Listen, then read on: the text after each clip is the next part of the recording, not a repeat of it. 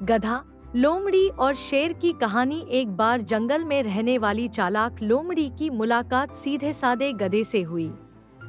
उसने गधे के सामने मित्रता का प्रस्ताव रखा। गधे का कोई मित्र नहीं था।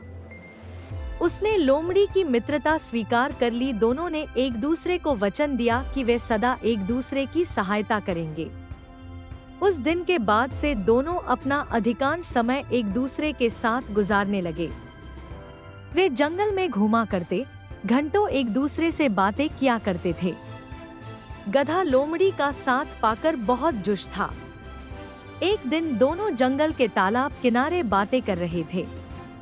तभी वहां जंगल का राजा शेर पानी पीने आया।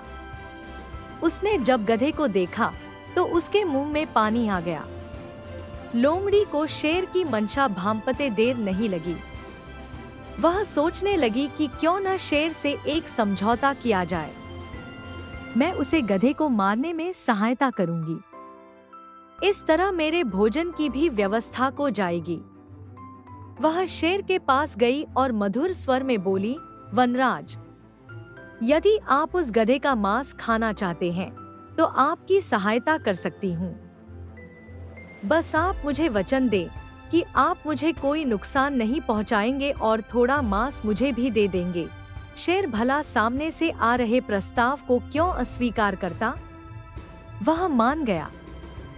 अगले दिन योजना अनुसार लोमड़ी गधे को भोजन ढूंढने के बहाने जंगल में एक ऐसे स्थान पर ले गई जहां एक गहरा गड्ढा था।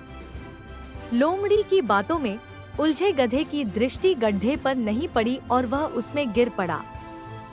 लोमड़ी ने तुरंत पेड़ के पीछे छुपे शेर को इशारा कर दिया। शेर भी इसी अवसर की ताक में था।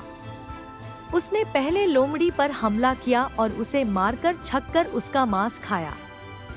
बाद में उसने गधे को मारकर उसके मांस की दावत उड़ाई। शिक्षा, मित्र को धोखा देने वाले का परिणाम बुरा होता है।